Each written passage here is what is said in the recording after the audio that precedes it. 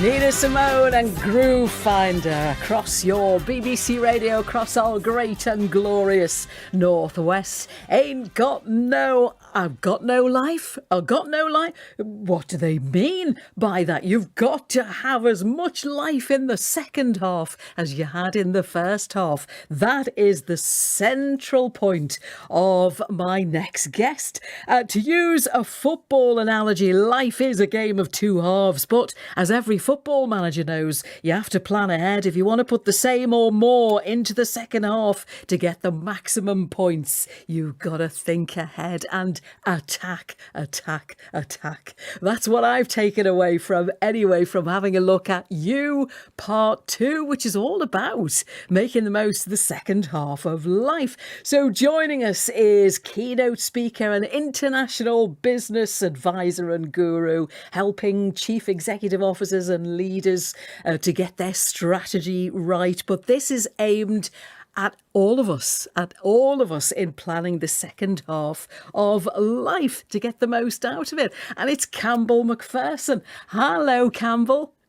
Hi, how are you? Thank you so much for having me on. It's a pleasure to talk to you. It's a pleasure to have you aboard, sir. It really is. So who is the book aimed at? What kind of age group is your starting point for this? Well, good question. It's really aimed at anyone 45 plus, although it took until my 55th birthday before I really worked out that this book was necessary and I had it within me. And, everybody's living longer, touch wood, medical advances and keeping fit longer and having more to do in life, I think, as well, and more family responsibilities. We need to keep going with gusto as long as possible. Is that a lot of people are going to have to retire later anyway, because for one thing, the pension pot is dwindling and, a lot of people can't afford to retire. Obviously, there are those who want to retire early as well. But, a lot of people you hear about retiring too early from life and lacking a kind of a structure, a reason to get up in the morning. Exactly.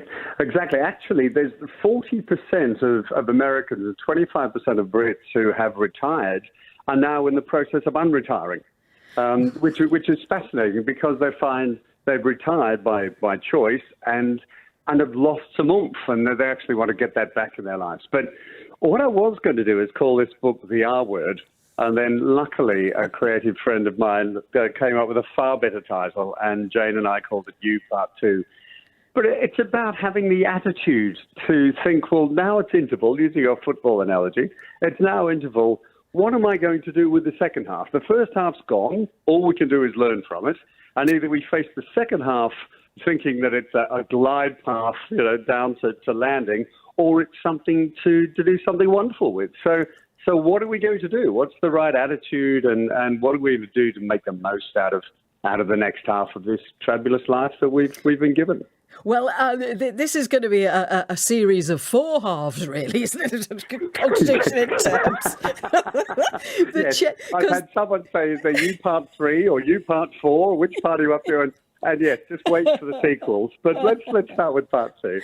Well, book one was The Change Catalyst, of course, and that was aimed at people in business, yes, I suppose. And then the Power to Change as well was more about personal change. Then this is You Part 2. But that word change, now that's the tricky bit for a lot of people, Campbell. A lot of us, isn't it? Accepting change happens, and yet the only constant is change, isn't it? Well, that is so true. Disraeli said that about 150 years ago, that change is inevitable and change is constant. And the ability to accept whatever life throws at you is one of the best skills that we can develop and the best gifts we can, as I say to leaders, can give our employees and give our people. But it's so important. But in this book, we've come up with a even better concept that it was my daughter, or our daughter, who's living in Sydney.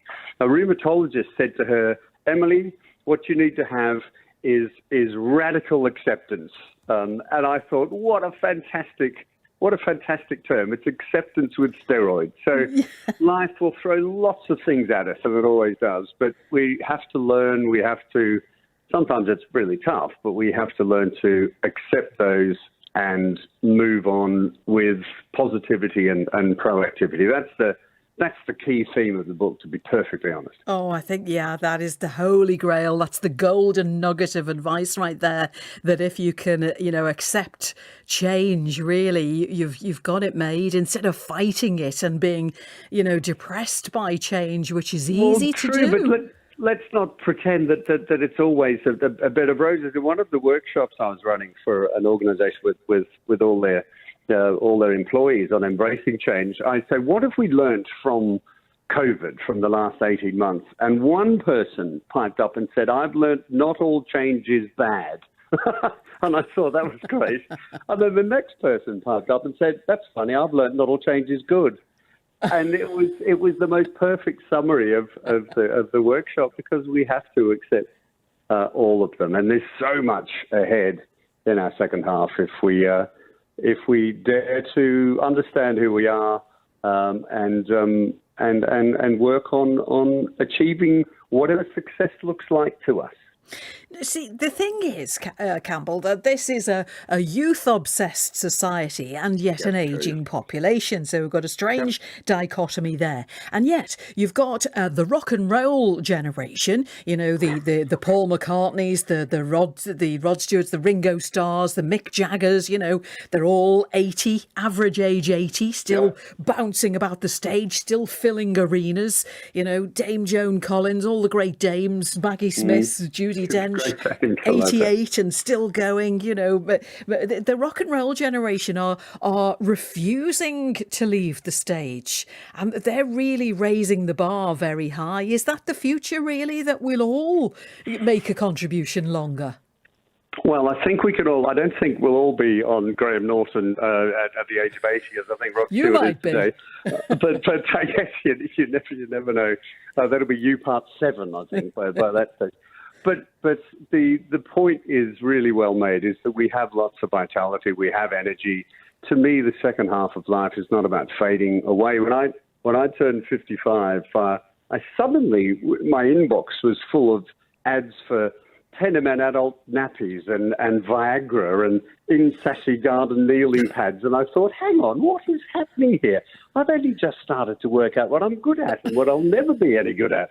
So the thought that marketing directors around the world suddenly placed me into a part of the board of Game of Life that said old and irrelevant got me really angry. I thought, I'm only 55, for goodness sake. Yeah. So that was the hook for the book, really, to be honest. And then my wonderful wife, who's a brilliant yoga teacher, said, well, it can't just be a man's guide to over 50.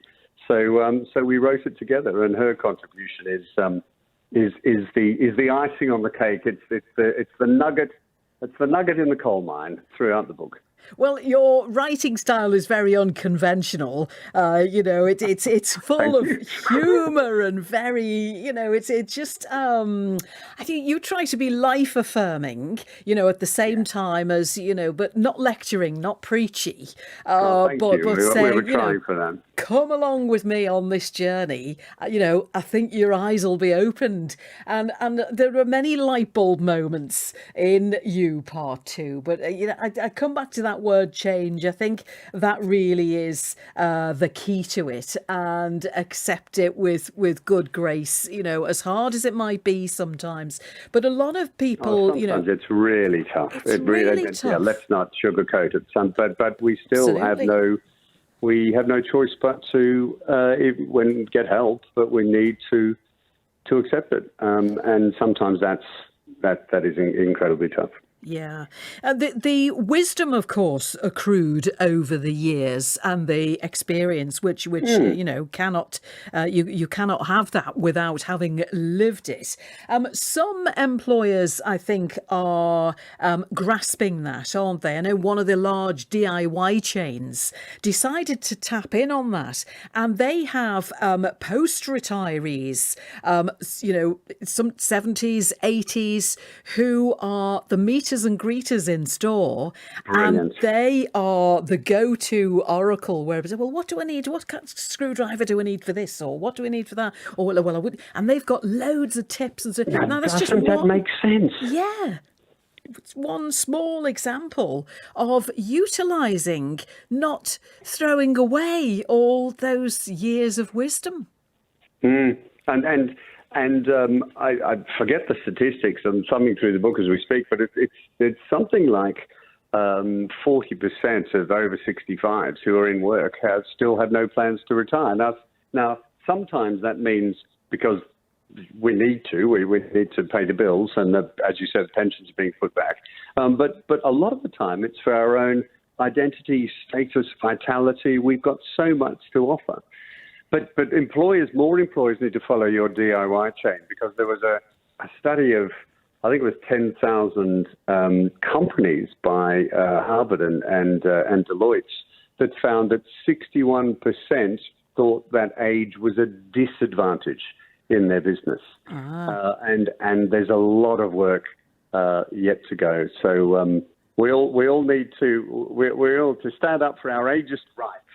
And actually, the best way to do that is attitude. It really is all about attitude. Yeah, I think, but also, the training surely needs to continue in the workplace, doesn't it? But just because there's brand new technology coming into an office or a factory, don't dismiss, the more senior workforce as perhaps being a bit too much for them to absorb.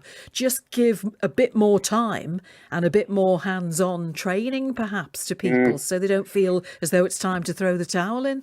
And partner people up too. Partner up. If we could partner experienced people in their 50s and 60s with millennials fresh out of school and university, then you'll have the incredible problem-solving skills of the millennials with the experience and expertise of the more seasoned employees. And we talk about that in the book. Wouldn't that be an amazing innovation team that you could create out of just by combining those two ages?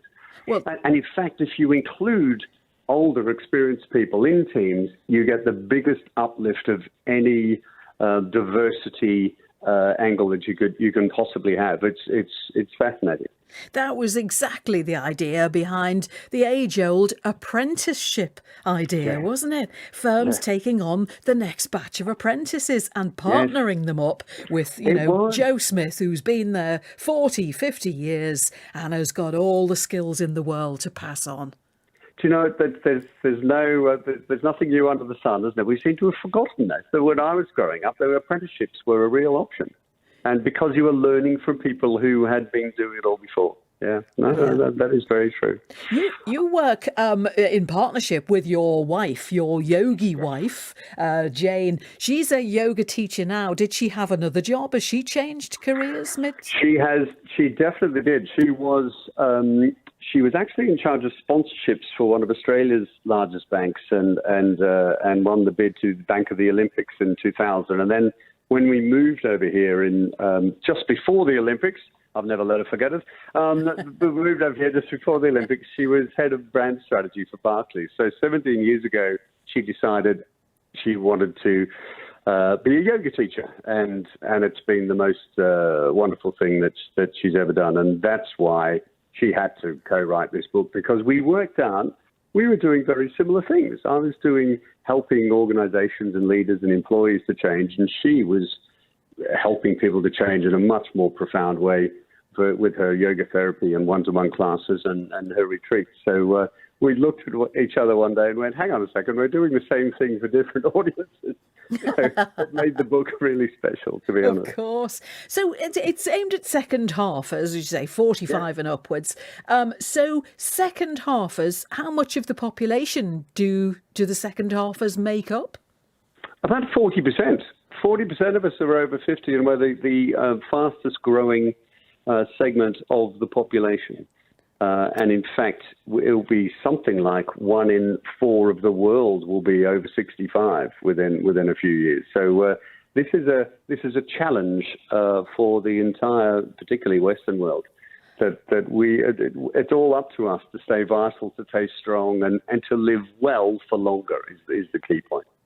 Do you think it could be of value to look to second halfers to advise, on policy in terms of things like house building, for instance, where, maybe we should have more houses which are, future-proof and, all brand new houses, for instance, should have maybe a downstairs loo and an upstairs loo, or maybe an annex so that, another generation of the family can live alongside their family. Well, that's a good idea, because we are the sandwich generation, aren't we? We've got kids coming back from university. We have parents who are not getting any younger, and either we're having to cope with aged care issues or about to. Mind you, my Jane's mother and my father, who are both in their 80s, say, I don't want to be moving into a retirement village that's full of old people. But anyway, and I love the attitude. Oh, absolutely. So the change catalyst, the power to change, and you part 2 are the 3 so far in the series. Yep. Here's to number 4.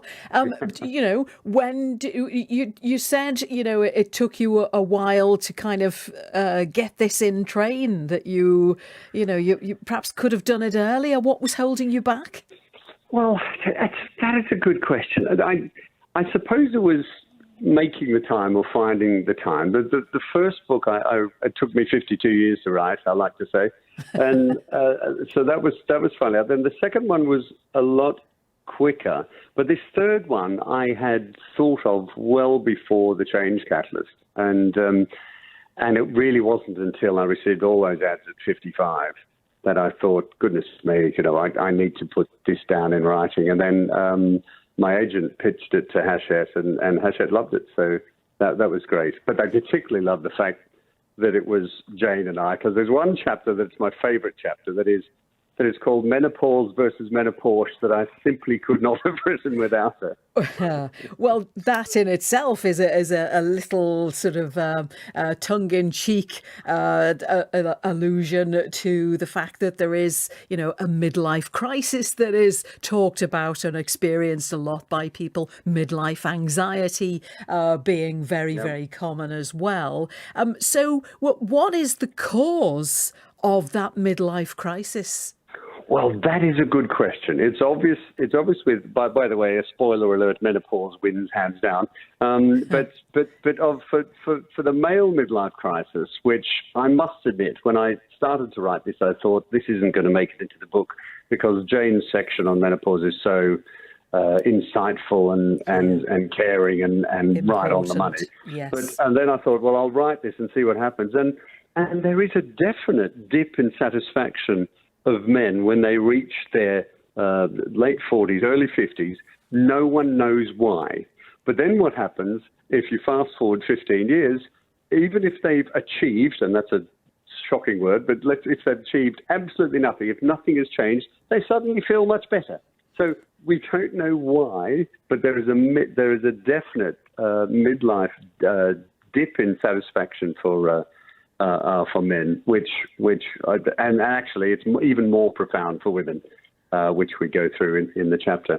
We then compare men. It also happens in bonobos and rams, but I'll leave that hanging there so you can read it.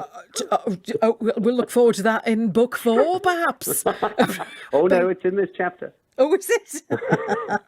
So it's forget the pipe and slippers and buy some crocodile shoes like Mick Jagger and start planning the second half and still be filling arenas, or at least filling your life with good things and purpose. Yes. Purpose is a big thing, isn't it? It is. And in fact, that's the last 2 chapters. The second last chapter we call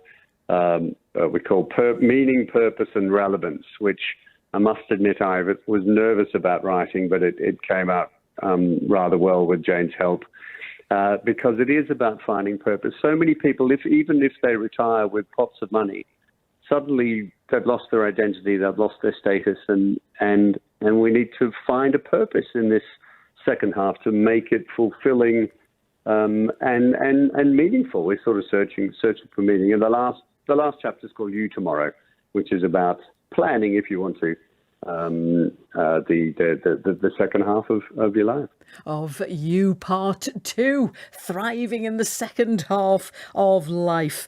Campbell Macpherson, do not wait another 52 years before completing book 4. That's my advice. I promise.